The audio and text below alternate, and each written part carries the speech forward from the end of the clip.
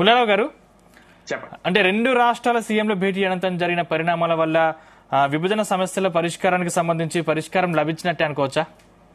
చాలా లభిస్తుంది. టైం అయిపోయింది కదా, 10 సంవత్సరాలు అయిపోయింది.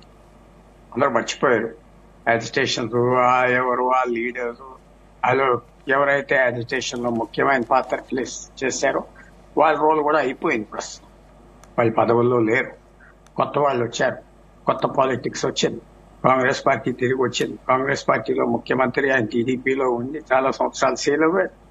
అలాగే ఆంధ్రప్రదేశ్ లో కూడా మళ్ళీ చంద్రబాబు నాయుడు ముఖ్యమంత్రి అవ్వాడు. కానీ చంద్రబాబు నాయుడు ఒక్కడే కాదు, అలయన్స్ ముఖ్యమంత్రిగా వచ్చాడు. అది ఎక్కువ మంది చెప్పుకోవట్లేదు. అలయన్స్ ముఖ్యమంత్రి, నరేంద్ర మోడీ ఎన్డీఏ ముఖ్యమంత్రి అన్నట్టుగా ఈయన కూడా ఎన్డీఏ ముఖ్యమంత్రి. అది జ్ఞాపకం పెట్టుకోవాలి. ఇవన్నీ ఇలా ఉండగా తప్పకుండా ఇష్యూస్, పెద్ద ఇష్యూస్ నేను అనుకోవట్లేదు. జూలై 4th జ్ఞాపకం పెట్టుకోండి, 70 సంవత్సరాల క్రితం Bhakra Nangal dam central government start చేసి పూర్తి చేసి, Bhakra Nangal dam first dam north India government direct గా కట్టింది. 50 ఏళ్ళ తర్వాత, 50 ఏళ్ళు సారీ, ఇంకా రన్ అవుతుంది. ఇంకా ఇవాళ 70 ఏళ్ళ తర్వాత ఇవాళ బక్రా నంగల్ డ్యామ్ రన్ అవుతుంది. పోలవరం డ్యామ్ మీద ఎన్నో ఇష్యూస్ వచ్చినా అసలు సెంట్రల్ గవర్నమెంట్ ఆ రోజు మీరే కట్టివ్వండి అంటే అసలు ఏం సమస్య లేవు, కట్టించేందుకు ఇది అది అవరు.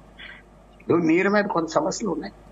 పాకిస్తాన్ భారతదేశానికి ఎన్ని యుద్ధాలు జరిగినా 1947లో ఆ సమయంలో ఇండస్ నది మీద పెట్టిన సొంతకాలు భారతదేశం ఆనర్ చేసింది. పాకిస్తాన్కి వెళ్లే నదులన్నీ భారతదేశం నుంచి వెళ్తాయి, కానీ ఆనర్ చేశాం. సో ఇద్దరు రెండు రాష్ట్రాల మధ్యన అది చేయలేము ఇది చేయలేము అంటే కాదు. ఇంపార్టెంట్ రివర్ ఇష్యూలు, నదుల ఇష్యూస్ కూడా సెటిల్ చేయొచ్చు. మిగతా ఎంత ఆస్తులు పాస్తులు, చిన్న చిన్న ఇల్లు ఉన్నాయి, ఏవో ఉన్నాయి, సెటిల్ చేసుకోవచ్చు. అది నేను అనుకుంటున్నా. వెంటనే నిర్ణయం కొన్ని అనౌన్స్ చేస్తుంటే ఏదో వీళ్ళు లోలచ్చి అయిపోయారు, అలిగేషన్లు వస్తాయన్నారు, కమిటీస్ ఫామ్ చేశారు. 2-3 రకాలైన ప్రాబ్లంలు ఉన్నాయి. ఒకటి లాంగ్ టర్మ్ ప్రాబ్లమ్స్ మెల్లిగా తీసుకోవాలి.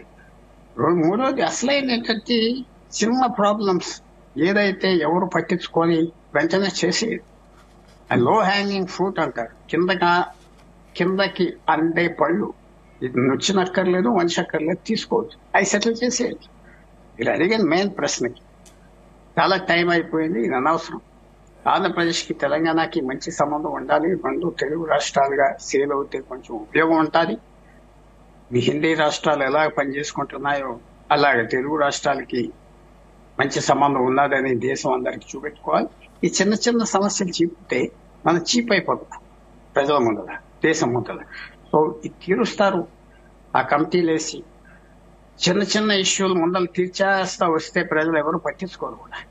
ఇవాళ ఆంధ్ర ఇష్యూలు, ఆంధ్ర ప్రయోజనాలు కాపాడాలని అన్నా ఎవరు పట్టించుకోడు, తెలంగాణ ప్రయోజనాలు పట్టించుకోడు. ఎందుకంటే 10 years అయిపోయింది, జాయింట్ క్యాపిటల్ లేదు, ఏమీ లేదు, చాలా టైం అయిపోయింది. 4 ఎలక్షన్స్, 2 అసెంబ్లీ, 2 పార్లమెంట్ అయిపోయింది.